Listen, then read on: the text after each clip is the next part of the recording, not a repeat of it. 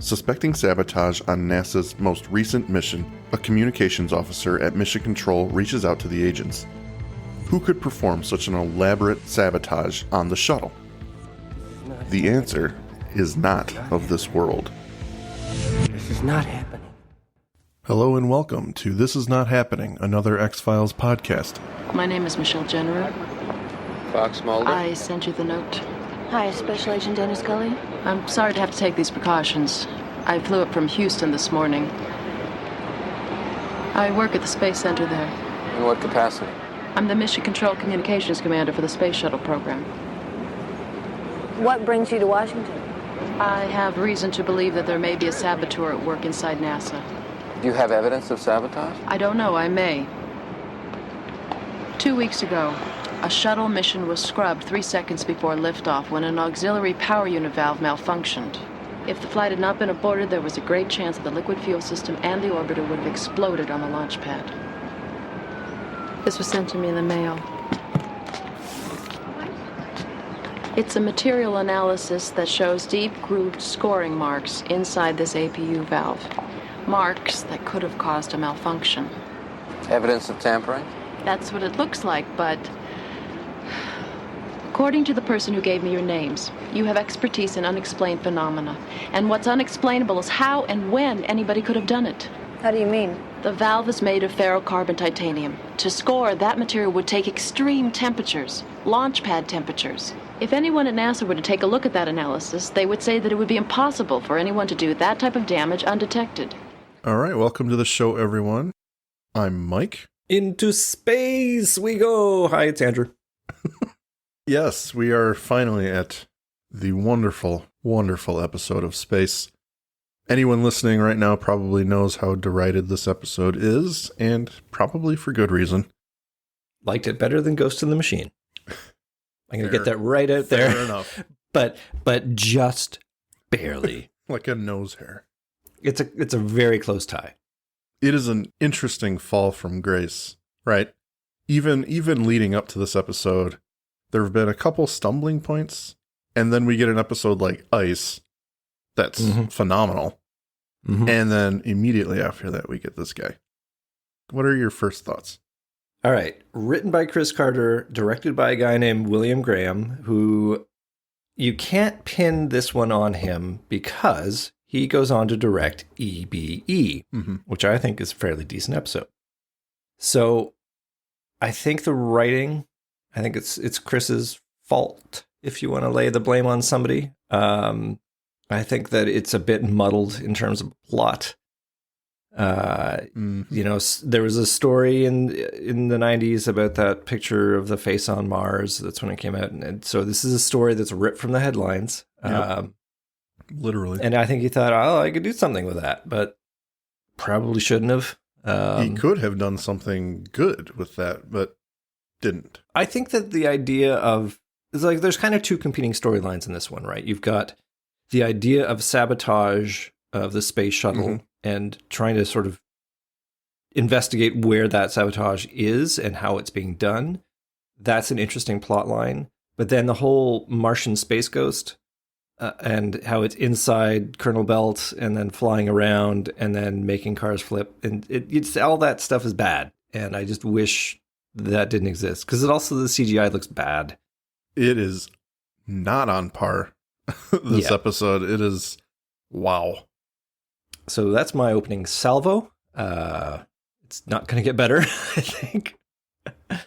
I think it appealed to the space geeks out there. It goes heavy into mission control and watching a takeoff and all the techno stuff that happens and space footage. So if you weren't at all interested in the space program, I think you would just be lost in this episode going, when are they going to dance? You know, it's... If you've ever watched the entire preparation, which I did, I was actually in Florida for one in the mid-90s, and it was all like televised or something. I don't remember, but the entire day was just the prep work. And it was just these random shots of the shuttle, and I was like, this is the worst thing on the planet. I mean, as interesting as I find the whole thing, like, I don't need to see this. Like, So to come back to the production, Andrew, you don't think it's the director's fault, and I would agree with you. I don't think he's incapable at all. I think the idea behind this episode was to save some money. And jokes on Chris Carter. The joke's on Chris Carter, because not only did that not happen, it became the most expensive episode of the season. Yeah. And yeah, I believe that is the case. And it's hard to take creative direction, or as a director, it's hard to be creative when you are forced to use stock footage in your episode as much and, as heavily as this one is.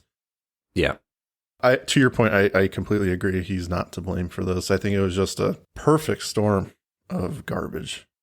I don't even think that additional, they didn't have scenes on board the space shuttle with the astronauts that got cut for, not having the budget for it. But I don't even think having that would have made it better.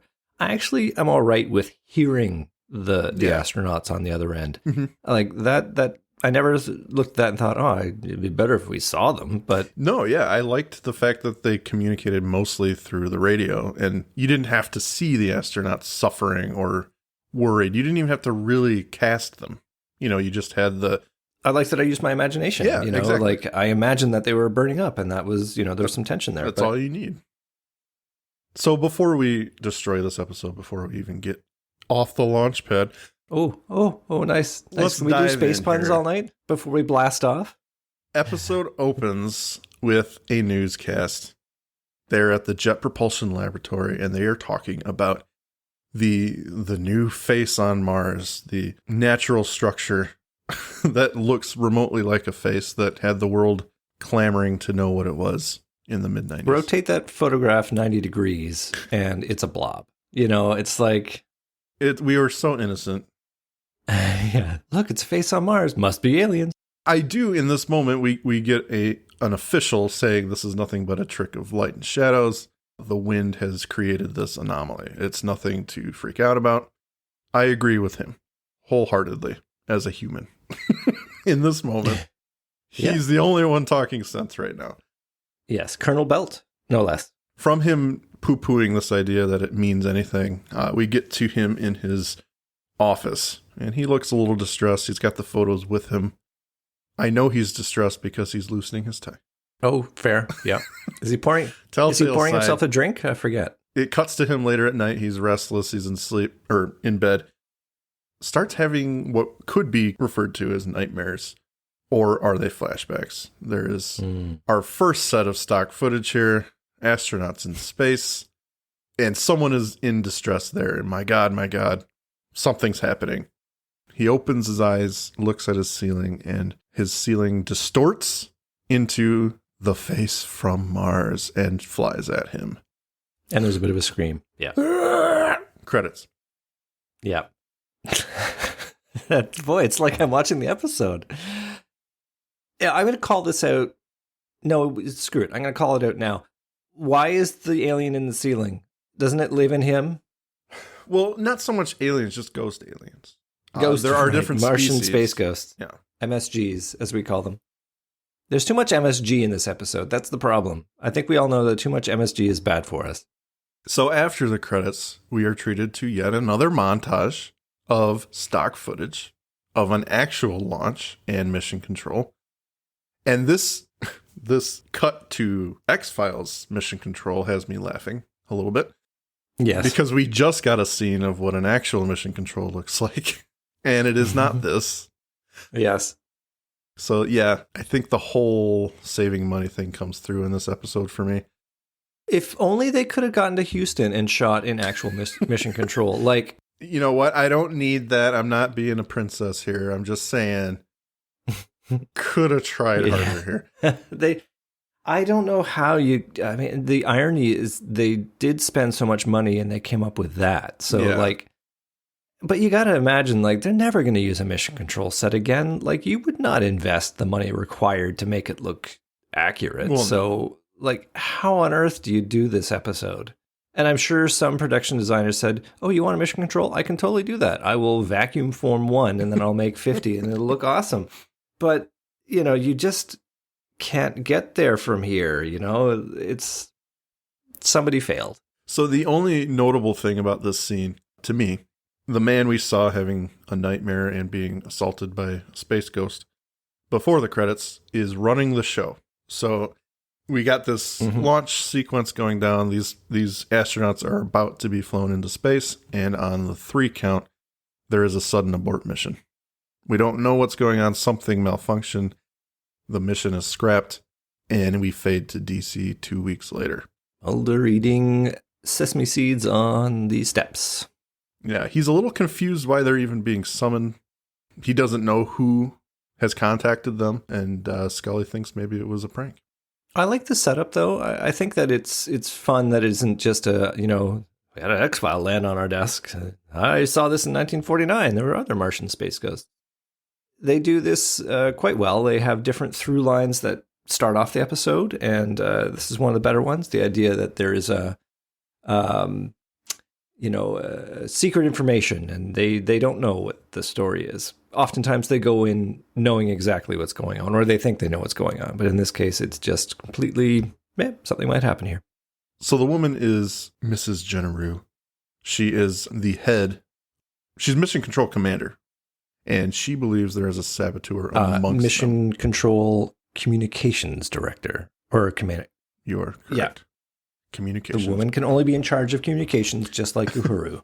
Apparently, an auxiliary valve malfunctioned, and it certainly, if the ship ever got off the ground, would have meant certain doom. So she is concerned on that level, but also doubly concerned because her hubby, her fiancé, is on the flight. Mm-hmm. The captain. We just upped the stakes. Yep. Cut to NASA here. They are on their little tour. We are at a Mulder level we have not seen and we will never see again. It's true. This episode, he is gushing. He is super The writers fanboy. sure do try on different things with Mulder, don't they? They do. They do. And I'm not... X's, fear of flames, they just try it on to see if it sticks. And looking at it from a lens of 2022, 30 years later, I don't blame them for trying things. I don't even think him having a boyish fascination with the space program at 30 years old in this episode is wrong. I just think they play it so hard. But they do it because later on, Colonel Belt's he's going to disappoint Mulder. Yeah, exactly. So I think they need to play it heavy so that it can drop harder later. Why would somebody want to sabotage a space shuttle? Well, if you were a terrorist, there probably isn't a more potent symbol of American progress and prosperity. And if you're an opponent of big science, NASA itself represents a vast money trench that exists outside the crucible and debate of the democratic process.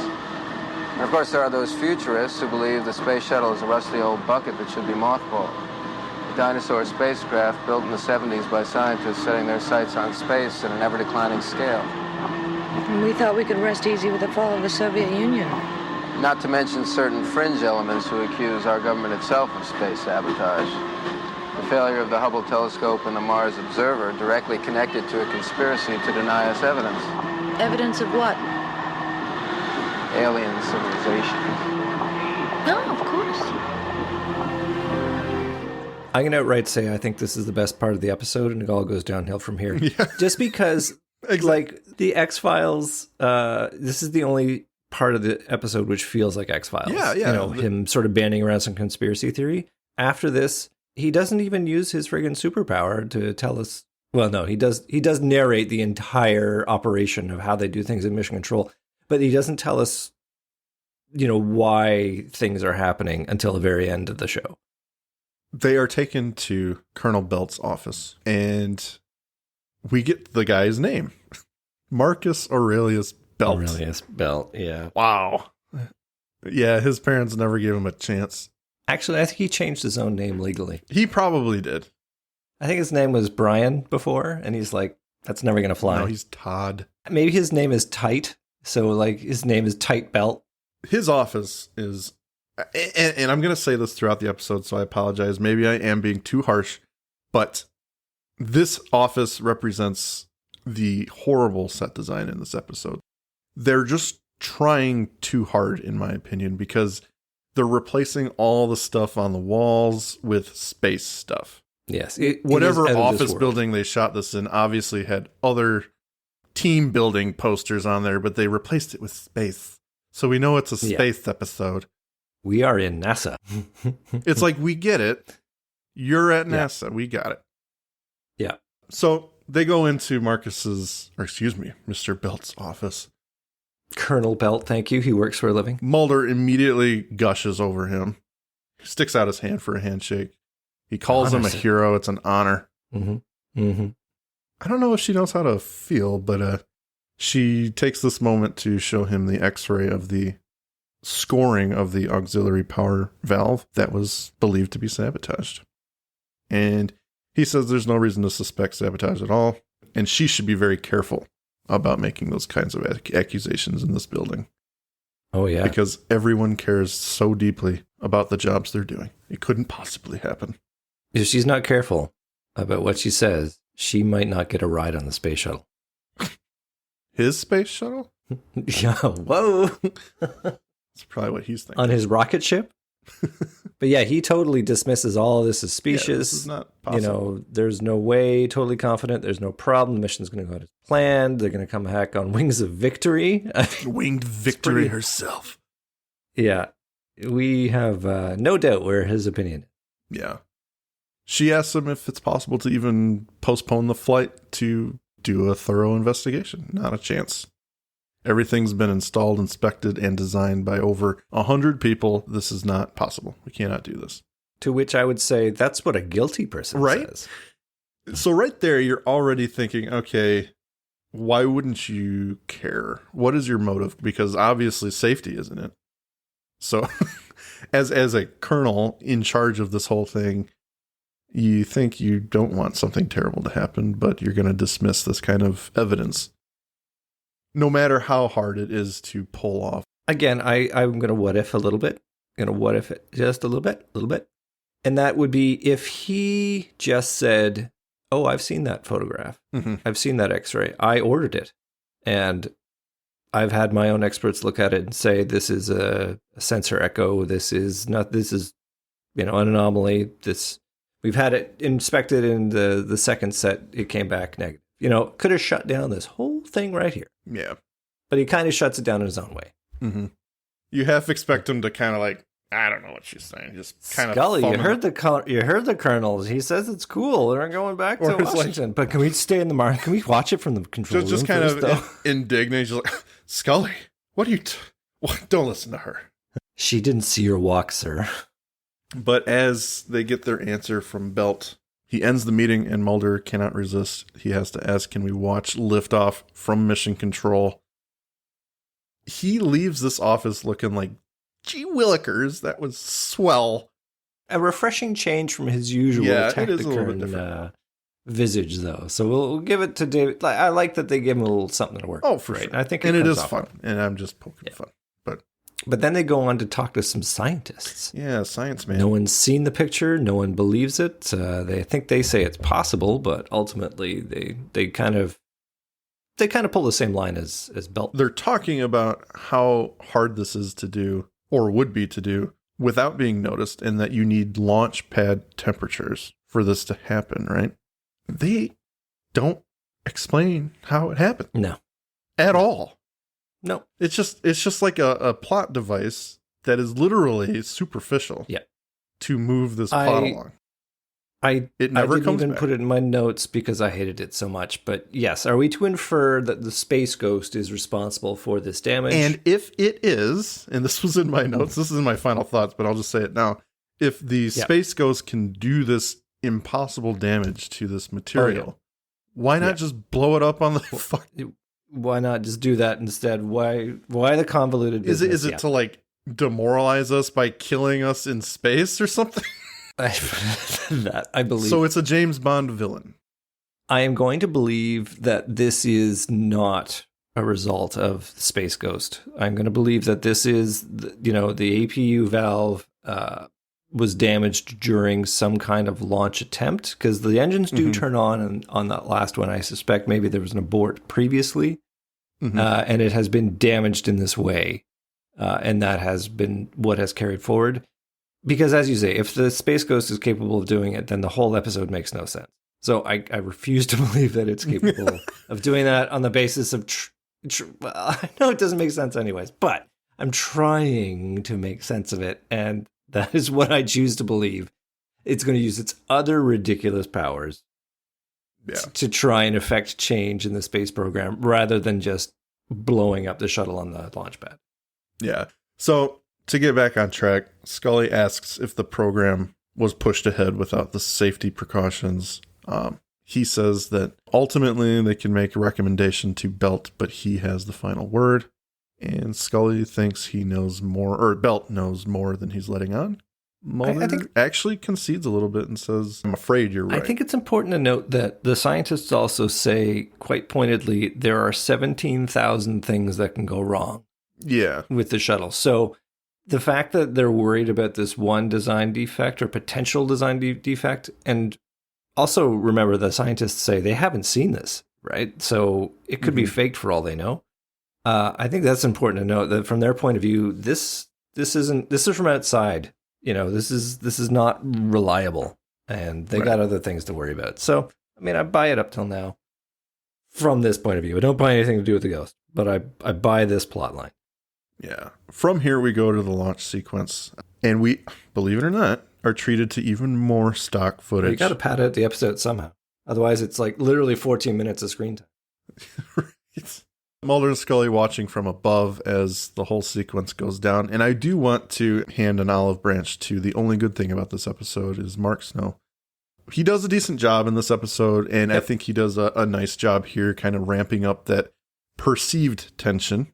You know, as the clock winds down for liftoff, his music is ramping up to kind of give us that little bit of pulse check, you know? Yeah.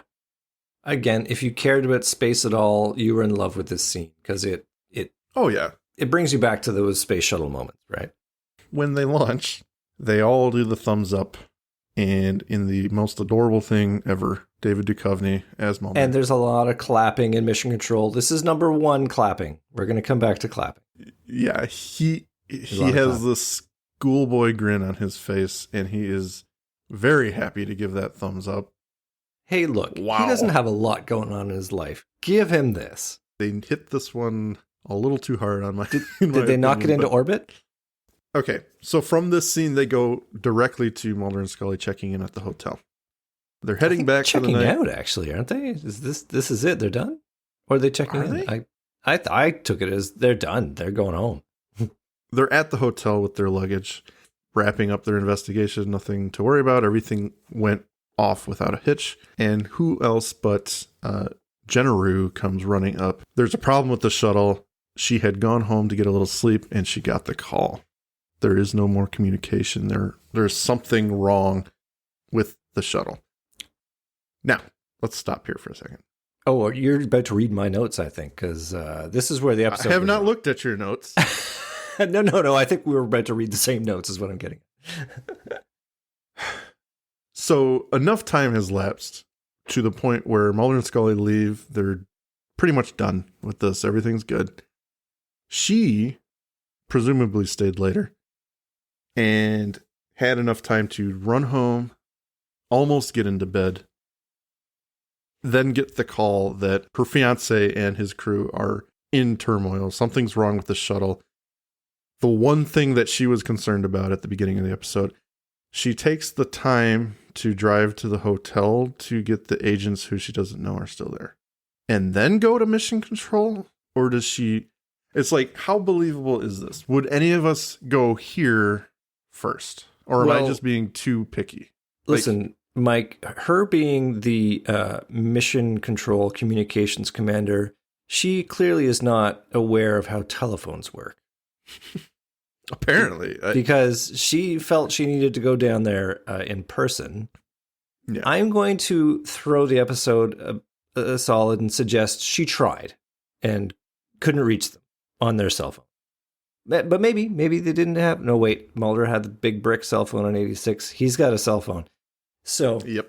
pager, whatever. I'm going to suggest it's all not working, so couldn't get in touch with them. Had to go and find them in person. Well, and another unbelievable thing about this episode is she's, not to be weird, but she's remotely good looking, so you know he gave her his card.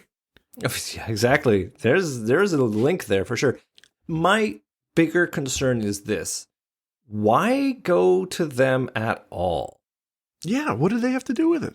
Are they going to fix the communication system? No. I mean, Scully's a doctor, not a Radio Shack repairman.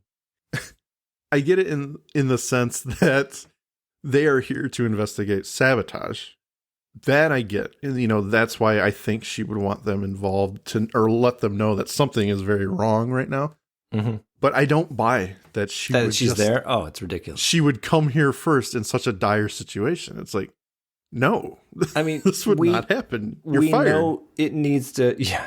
Well, I mean, I'm no NASA mission control specialist or anything, but I mean, in the middle of a mission, do you think they even go home? Like, do they have a little room with cots next door? I think that's another thing. Works. Is like you're going home and your shuttle just got into space.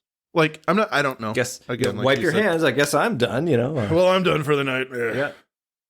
Bill's coming in to take over. I got issues there. So, I mean, we know it had to happen this way because it leads into our next scene of them driving back.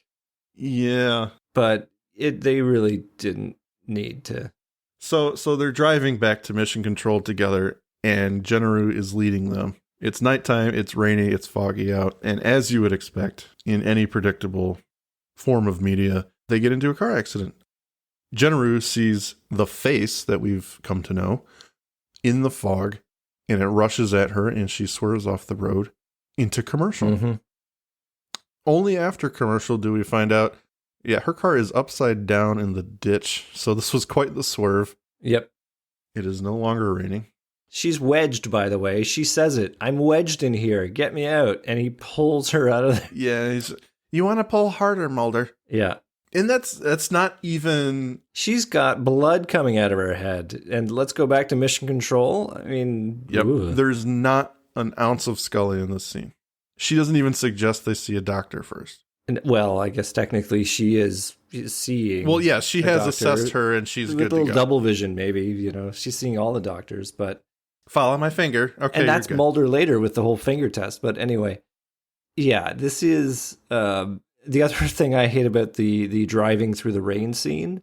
It is a car wash of rain at one point. Yes. Like literally, she is driving in this completely casual hands at 10 and 2, and just I sort would of be doing, going 5 miles an hour in that storm. I know you can't see the road for all the rain that's coming at it. It's like, this is not worth my death. Sorry, hubby. Good luck up there. I'm not going to die driving back to mission control. So yeah, they definitely. I think they just want everything big, you know, to ramp up the tension. But it does not match with her driving style. She's like totally driving. Oh, space ghost, whoosh, you know. So fantastic special effects. Yeah. All right. Questions. Why does the MSG attack her? Just because. I'm almost offended you have to ask that question. Fair. Why not do that to anybody in mission control while they're launching the ship to make them swerve and hit a button that makes the thing blow up? This is like the Space Ghost is thinking too hard about how it wants to stick it to us. Oh, I like this. Yeah, go on. Because she's in charge of communications. Yeah, all right. She will be running the ship here in a few moments. So Okay. I better go get her.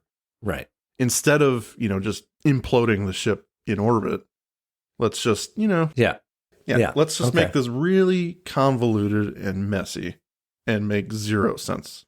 And this is the only time MSG is going to do anything other than harass Belt. Oh, actually, it does harass the space shuttle. It does do that, but here's the other thing. This implies that it knows what's happening. How does it know what she's thinking, aside from the fact that humans want to save humans, whatever? Most of the time. I mean, in this episode. Yeah, fair.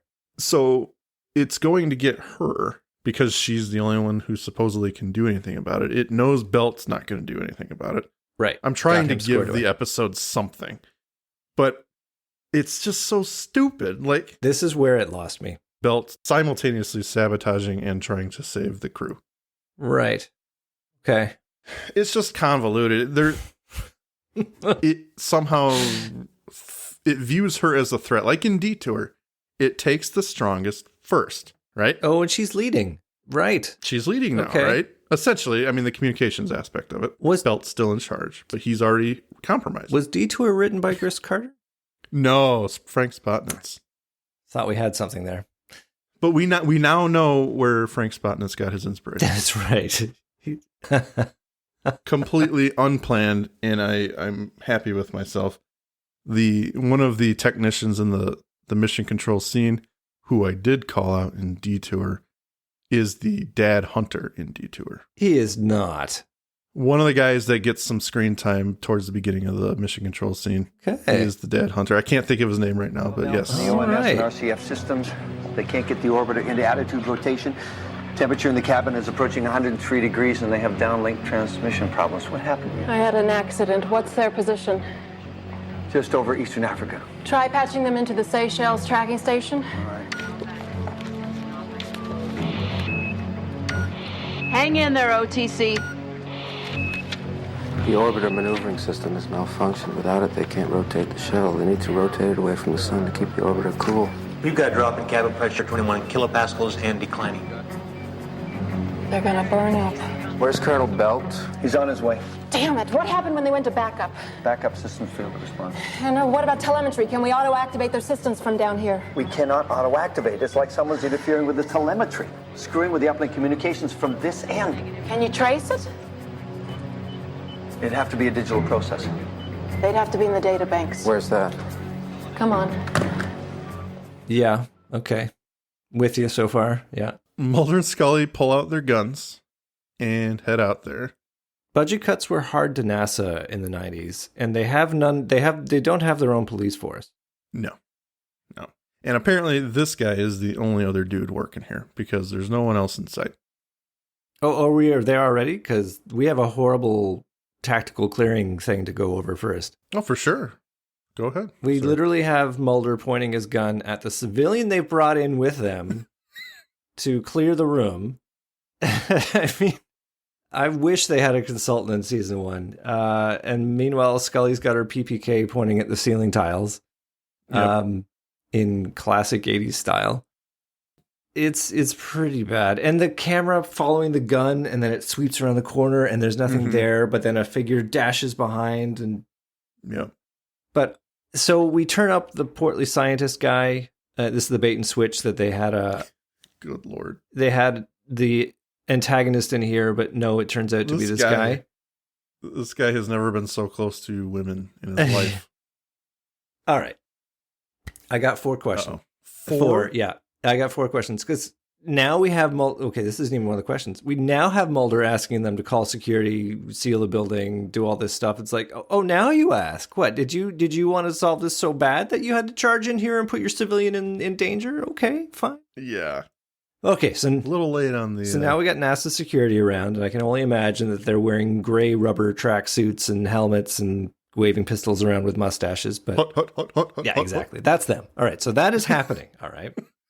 So that actually was one of my questions. I have only got 3 left. So why isn't Scully tearing a strip off of Mulder for not following some pretty basic law enforcement procedure? We got a threat in data center. Why don't we lock down the building, right? Don't let the guy get away. Why are they bringing a civilian into the manhunt when they've got weapons drawn? And finally, just because our nerdy portly scientist dude has a security clearance, why do they just assume he didn't do it? This guy couldn't have done anything. He's overweight. Yeah, exactly. Trust him. He's white. Oh, He's man. inoffensive and white. He can't be the bad guy. No, I totally thought this was the guy. Yeah. The worst part of this scene is it doesn't make any difference because they don't discover anything. They leave ultimately. They don't find out anything about this place. They have to go back. But what kind of databank is this? Like, it looks like my old job. Like, just cubicles everywhere. But I'm like, when they say databank, I'm like, I feel like there should be hard drives and internet wires all over the place in this room. I could be very wrong. Maybe I have a weird view of what databanks They are. blew all their databank money on Mission Control. Yeah. Although, frankly, they could have just moved all those vacuum-formed little terminals and rearranged them and relit them, and boom, you got yourself a databank. Dressed it up a little bit, but yeah. No, it's a bad scene because it doesn't do anything, and then we're right back in Mission Control. Yeah. It's like... It's weird because I think they want us to be like, oh, well, Belt's back, so maybe he didn't do it.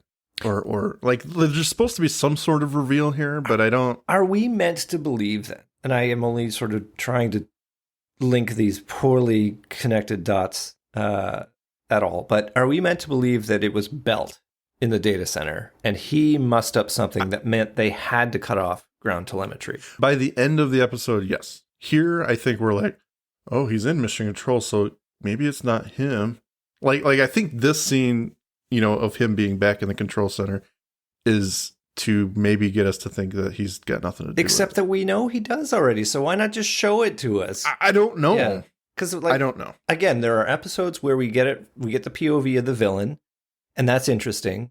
And there are episodes where we don't. We get it purely from our protagonists, Mulder and Scully, and they track down the bad guy, and then that's our resolution. Yeah. But some of the episodes are really interesting where we get to see the actions of the villain.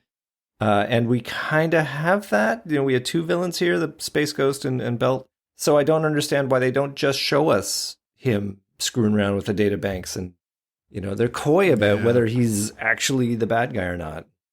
So Belt suggests fly-by-wire. He suggests he wants to give them control of the ship so they can deliver the payload and maneuver away from the sun's heat. It's probably his laundry. It's 30,000 Republican votes from 2020, whenever you had your election. Yeah. They're launched into the future. There they are. The past. Yeah. So Belt's a Democrat. The payload, and we're jumping ahead of the payload, but the payload is completely unimportant to the plot. It is not important, no. All right, but yes, we are talking about fly-by-wire now. No, it's funny. It's just, it's also 9:15. So the problem with the suggestion of fly-by-wire is that they will be handing all control to the shuttle, and it risks not getting it back, which is a big problem. And will someone wipe the blood off this woman's face? Has not moved at all since her car crash. Yeah. And apparently she didn't get a rag. You know what? It's actually just lipstick. She was doing her lipstick at the time of the crash. It went high. So eventually he makes the call. Officially, we're going to go to fly-by-wire mode. We get this big tension scene, big tense. Yeah. Generu's nervous. They're all waiting to hear from OTC. And then suddenly they hear back. They got the bird to fly right. Massive. One of the many quips of the captain. Yes. Massive clapping moment in Mission Control again. Huzzah. Can't have enough of them moments. Literally my notes I have in all caps, do not understand. Again, not an astronaut, but you don't think that if they're burning to death up there, the 116 degree temperature, someone's not going to say, you know what, guys, I'm just going to go up to the cockpit and flick a switch to burn like 3 seconds, turn us a little bit. I question this tension of the ship's controlled from the ground and they can't do anything up in the space and they're going to burn up. I don't know how it works, but I just know that's how it works. I know that this is the plot telling me it's important and I just have to fly with it, right? But I think in 1993/4, we are meant to go, oh, space terms. Space babble, yeah. Fly-by-wire, that's neat. Gotcha. All right, I'm there. I won't talk about because if they didn't have the space terms in there, it wouldn't be good. Did you know that it took the space shuttle 90 minutes to do a complete orbit of the Earth? So I got to imagine in 10 minutes they would have been in the Earth's shadow. Yeah. But I'm gonna just give them the benefit of the doubt that there was a real problem there. It's a confluence of bad luck. From Mission Control, we go to the bathroom. Belt is washing his face.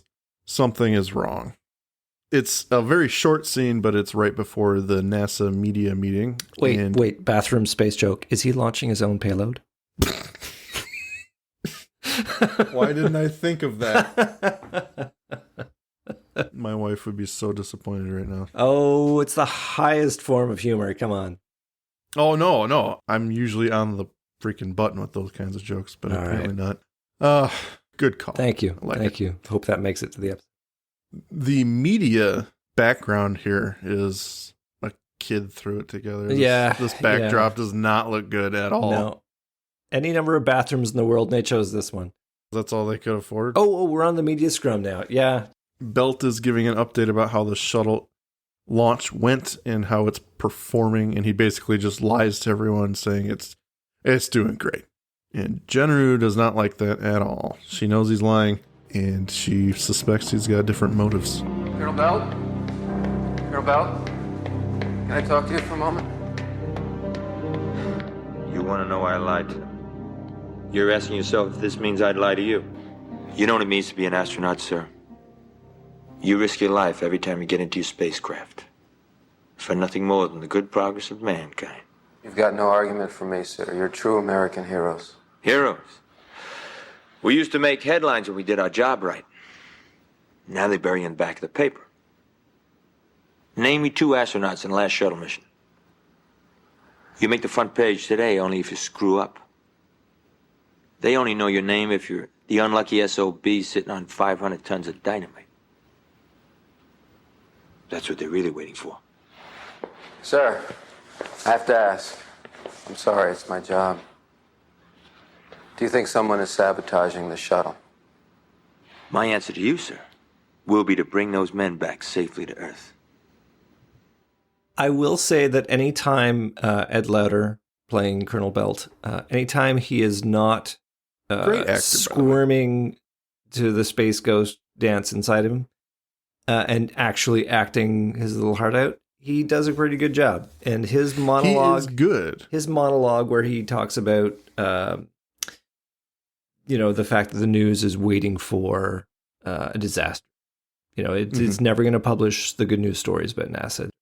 I think it's good, and I think it does do a good job of, again, another slightly good moment in the episode of them kind of identifying a real cause célèbre for NASA. It's like they do, at that moment, exist in a moment where they can't afford to screw up. And I get that, and I think I agree. It's a good point and a welcome break from the crap that we're being shoveled. It works, and it's fleeting. And then we're back to the... Have we commented at all on, I think it was in the preceding scene, how we have now got Mulder narrating to Scully what the crew is doing and why they're making the decisions they're making? Yeah. And this happens again later on, right? And I'm sure that's a device for the audience, right? The space technobabble gets spouted by the scientists of Mission Control, and the writer... is assuming the audience won't necessarily follow this, so they need Mulder to dumb it down for the audience, but he's using Scully as the conduit for that. Now, as I'm sure you would agree, Scully is not dumb. I'm pretty sure that she's smart enough that she would maybe...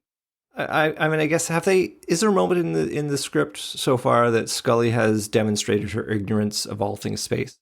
I mean, there may be a moment, I think, I'd love to look at the transcript, but I think there's a point where she says, why are they doing that? In the beginning of the episode, she doesn't get his infatuation with the space program, or Mulder's like, come on, did you watch the space ever want to be an astronaut or something? And she's like, right. She said it's just not important, essentially. Is she supposed to be the world in this episode? Yeah, definitely. Is she supposed to represent that? We're in Belt's apartment. He goes home, and he gets a bottle of water out of the fridge. Oh no, that's vodka. We get more stock footage of astronauts in space. We get that nightmare scene again from the beginning of the episode. Holy God. And then Belt's face morphs into the alien face, and it's pretty terrible. I don't understand why. The phantom ghost thing leaves his body and goes out the window. Yeah. And then it goes to commercial. So now he's free, right? Now the ghost isn't inside him anymore. No. If you thought that, you'd be wrong, Andrew. Right. I don't know what I was thinking. The hijinks are not done. So we come back from commercial on more stock footage, and we hear something bumped the ship, and Right. OTC is very concerned. The ghost is like poking around at the fuselage. Commander, can you look out your port hatch? Do you see a ghost out there by any chance? And now there is an oxygen leak aboard the orbiter. Right. So it's not good. Time to up the stakes. Yeah, Belt has not shown up to mission control yet. They have approximately 30 minutes of backup oxygen. They don't know how much more they have. And so, yeah, Mulder and Scully go to see Belt in his apartment. He is very drunk. I think this is a hotel room. Yeah, it is a hotel room. You're right.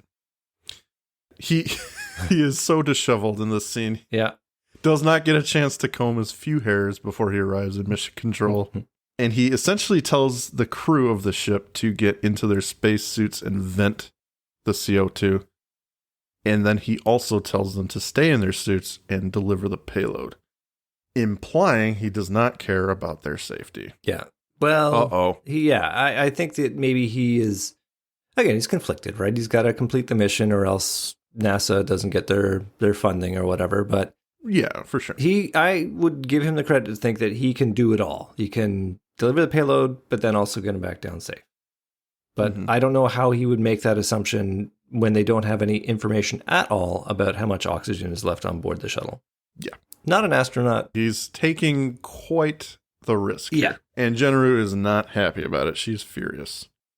He gives her the speech about, if you can't do your job, there are other people who can. And she leaves mission control. Can't believe there aren't clear regulations in this situation, that they'd be like, no, when you lose all your oxygen, you come back home. And there's no harm, no foul. Yeah, a loss is a loss. You can't do anything about it. Yeah. I'll bet that there's a satellite up there, that is worth the lives of them astronauts. And if we couldn't put it together ourselves, the next scene, Mulder and Scully follow Jenru out, and she's crying. She can't understand how he would put the mission before the lives of those astronauts. And then Scully tells us he wants to do it because otherwise it would kill the space program, which we know already. Yeah, they're belaboring the point a bit. Just got to suspend that disbelief. Yep. The only point Mulder's got here is, wouldn't dead astronauts do the same thing? Yeah, exactly. It's like, yeah, I kind of agree with Mulder here. I don't understand the logic behind what he's doing, but whatever. Yeah. I mean, we're kind of in a dumpster fire of an episode at this point. Okay, so the next scene is they're going to go and pour through documents looking for evidence that Belt knew anything but the possibility of sabotage. My question is, why are they doing this now? Why didn't where do they get all this time? Why didn't they do this the minute they got to town and be like, hey, this document's kind of suggesting that maybe Belt... although I guess maybe Mulder had stars in his eyes about Belt and he wouldn't go there. But even still, I could totally see Scully being like, you know what, just to sort of dot the I's and cross the T's, why don't we go in the old file cabinet room there and see if maybe there's some more evidence here. The astronauts have about a half hour to live, and somehow Mulder and Scully find 8 hours of document flipping. And they find proof. Scully finds the X-ray of this part that got them on the case in the first place, which implies that Belt knew about it before. Yes. And not only that, they name drop Challenger as well. So they're implying that he is a serial Martian space ghost accomplice. And you know what? I actually like that about this episode. For a moment. Well, hold on. I know, it has its moments. It makes it a little bit grander, competence. and it's interesting a little bit to think, okay, so, they're trying to give an explanation to something horrible that actually happened. Yeah. That's kind of what draws me to Musings of a Cigarette Smoking Man. I like the idea that CSM directly affected something that happened in our actual world. Oh, yeah. It's just neat, You know what? And that episode is marginally better than this one. Just a bit. OTC delivers its payload, and there's someone outside the ship. A ghost. Oh my God, something's here. And Belt starts melting down in front of everyone. He is not happy. I don't know why. Other than it's scary, I guess, and he's reliving it. I'm going to go with that. After that, we get the Challenger thing. And then Belt has apparently collapsed in his office. Apparently he ran back to his office and he hides in his under his desk. And as much as I like Ed Lauter, this whimpering, yeah, it is not good. I don't know if he got a lot of encouragement.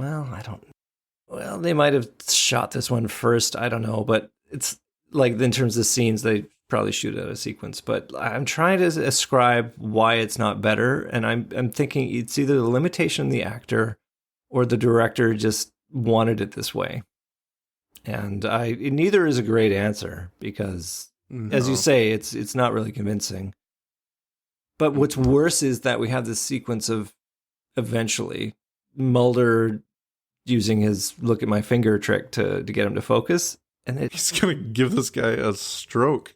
Over 170. I mean, the second number is ridiculously high too. Yeah, so he gets Belt to somehow get it together with his finger. Oh, right. And by the way, I love the moment where it's a throwaway line, maybe even been put in with dubbing, but it's before they go to commercial. And Mulder says, "Somebody get a doctor," completely forgetting that Scully is a doctor. He rode in the back on the way home. But later on, when the paramedics do arrive, she then does start to play doctor by telling them to give him 10 milligrams of diazepam.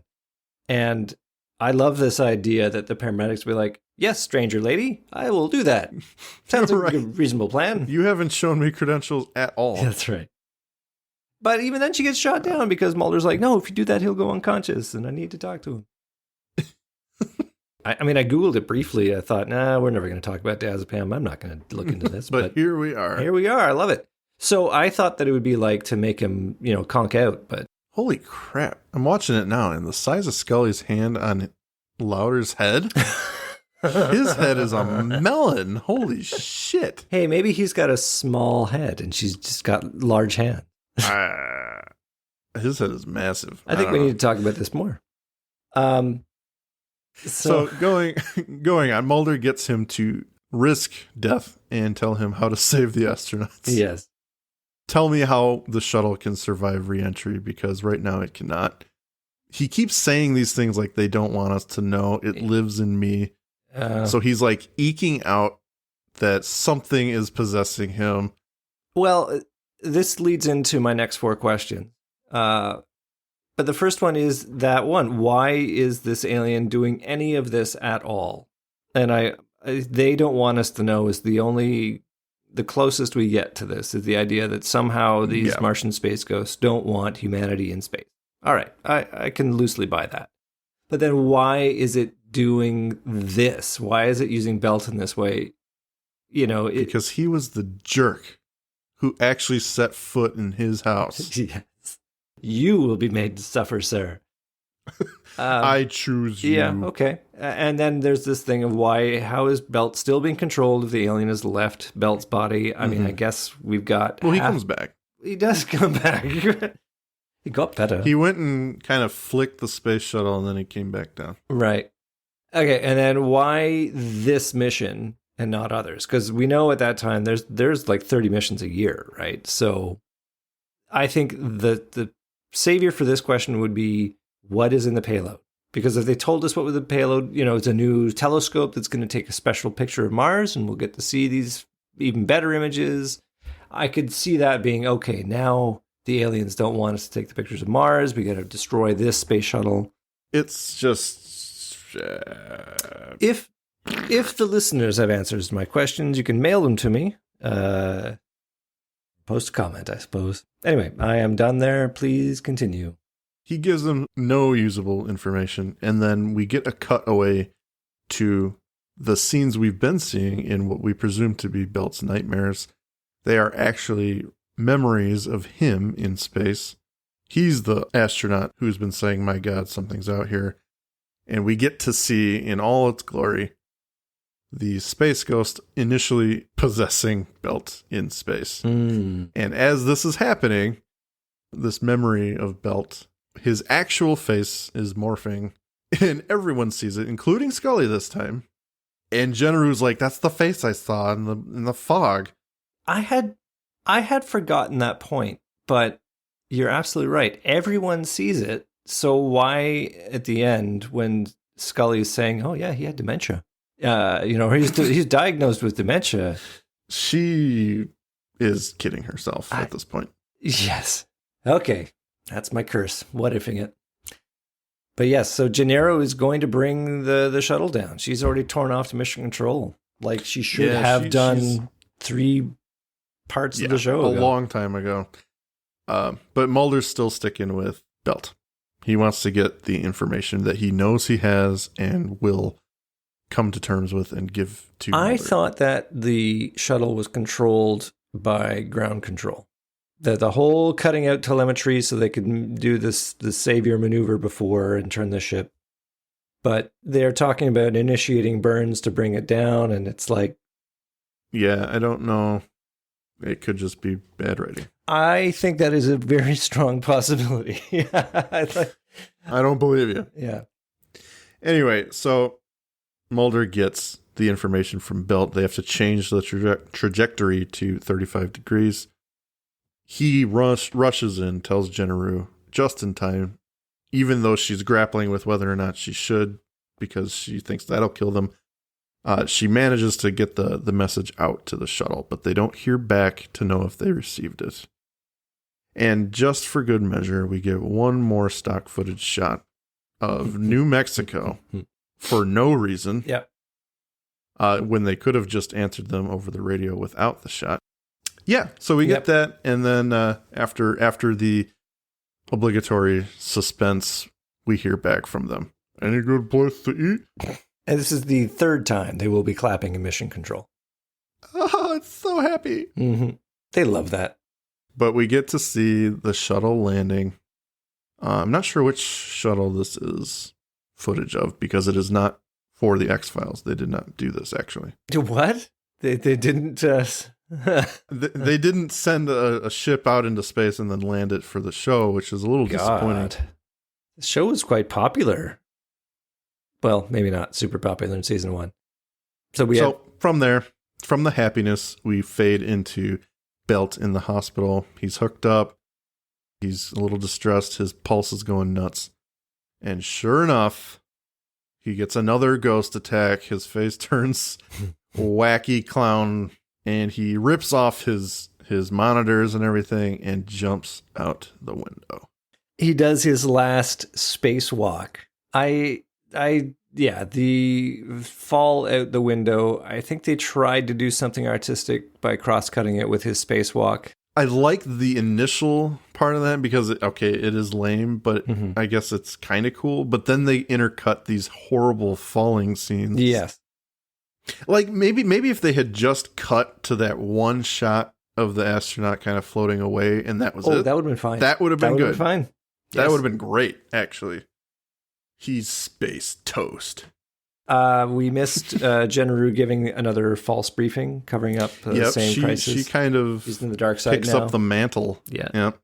And Mulder's a little sad about it. His hero has died. Yeah. And he concludes that Belt was trying to save the people as the spirit was trying to harm them. He uses his superpower a little late in the game. A little late, yeah. He's telling us what just happened instead of what's about to happen. Thanks for that. Little odd. They actually took the time to shoot a funeral and do this last scene here. I know why. Well, they did it because they wanted to land on the stars. Yes. And then fade out. They wanted to land on that blue background with a white star. I thought that was actually pretty classy. Yeah, it was a little ham-handed. Like if you're gonna shell out for that, why don't we just reel it back and do some better sets? To be honest, people are cheap. Not to mention, it's just a throwaway shot. Like all those extras you paid, you could have dressed up Mission Control a little bit better. I also question why they're giving him such a big send-off when they could pretty easily show that he had his hand in the sabotage of at least this mission.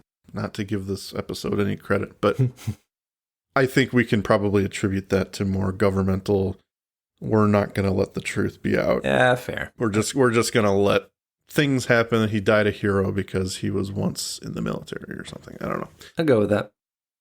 That's the least objectionable thing I have in this episode, by the way. Yeah, I mean, plenty of other crap. Oof. Well, I liked it. Yeah.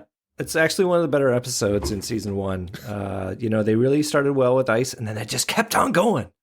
I think they just hoped people weren't tuning in. Well, they were, though. It had massive audience share. It had like 11 million I know.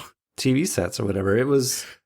As we say multiple times throughout our show so far, it is a product of its time, and thank God the internet was in its infancy, because this show would have been destroyed. It would have been ripped up, yeah.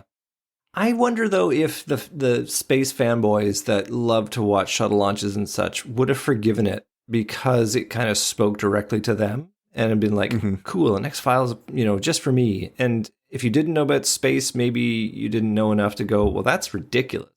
The plot doesn't work really in either sort of line, the sabotage line. I guess we're diving into final thoughts. I'm just going to say that I think it was horrible. Marginally better than Ghost in the Machine, which is currently leading the leaderboard as worst episode in my books. But they had one marginally interesting plot line of the sabotage, and they mashed it in with this Martian space ghost business. And there's just so much that doesn't work for me. It's just so many questions that get raised, and I don't understand. And I don't have to understand everything, but it's the mark of a bad episode when I find myself questioning everything about it, Yeah. You haven't asked so many questions ever. It's true. And that's not a bad thing. It's true. It's just a bad thing for the episode. Yeah. So, I mean, it's like when you go to a movie and you just check out because it has not got you, and all you're sitting there thinking is, I did a really bad parking job. I'm going to have to really do a 50-point turn to get out of where I parked. I am not looking forward to that. So, I mean, that was me in this one. It's just crossing my arms and going, I do not see what you're doing with this one. And it's unfortunate. There are some bits and pieces which I'm like, okay, interesting a little bit, but a lot of times we'll say there's a good episode in here somewhere. I don't believe that for this one. Yeah. And I'm not trying to be a jerk. Like, I understand we're all having our fun and we're all bagging on a bad episode, objectively bad. But I'm not trying to be hyperbolic when I say that. X-Files is great, and X-Files takes those chances, right? They have the open door with the premise alone of this show to do just about anything. They just abandon, even though the mythology is not great or deep at this point, they take this away. This takes away from the mythology in the sense that this is what the aliens are about. Oh, interesting. Yeah, I hadn't thought of that. If you take the mythology and how it kind of forms, and okay, at this point, I genuinely believe they had no idea what the aliens' role was going to be. And it's a little poopy to play it lightly. It's just, there's just not a good episode in here. Isn't there something more interesting than a ghost alien tampering with NASA? Yeah. Yeah, and you're not even giving us what they're doing, like what the motive is, other than we don't belong out here. And they don't have to tell me, but at the same time, they got to give me enough that I can make I can draw up my own conclusions. Exactly. In this case, there's just so much shotgunned to the script. And so many times I'm going, why did you do that? That I just sit there questioning it. So when you have that bad script, sorry, Chris, I love you. And then you pile on top of it money-saving techniques and bad CGI and bad direction with your actors, it's like, ugh, this is just not good. Like I said, I don't believe there's a good episode in here. And it's a misstep. It is the misstep of the show so far. Well, I know Ghost in the Machine for me is worse than this one, but just a little bit. Yeah. All right. I think we have torn a sufficiently large strip, a space-sized strip off of this episode. Well, that is the episode today, guys. Thank you for listening, and let's sign off. This is Mission Control, over and out. Over. Thank you for listening to today's episode. If you liked what you heard, please rate and review on your podcast app of choice. Andrew and I would be eternally grateful to you fine people for helping us expand and get the word out. Also, we've got a killer group on Facebook. Feel free to join in on the discussion at facebook.com/groups/thisisnothappeningpod and become an official member of the syndicate. We do polls and we have questions for every episode to give you guys the opportunity to chime in and possibly let your voice be heard on our recordings. And please join us on our new Twitter at tinhxfilespod, no dash, to stay up to date on everything, moment to moment. Thank you, and remember, don't stop swimming. It's that time, everyone, the Magus Media Production sales pitch. Please check out our homepage at magusmediaproductions.net so you can stay up to date on all of our shows. Check out our Facebook group, facebook.com/groups/Magus Media Productions, both of which have our Discord link on it, where you can join us for live shows as we record them for future release. At Magus Media Prods on X, our Patreon, patreon.com/magusmedia, where a $5 donation will help us keep the lights on and bringing you new content, and you get some stickers. Thank you for your consideration and support.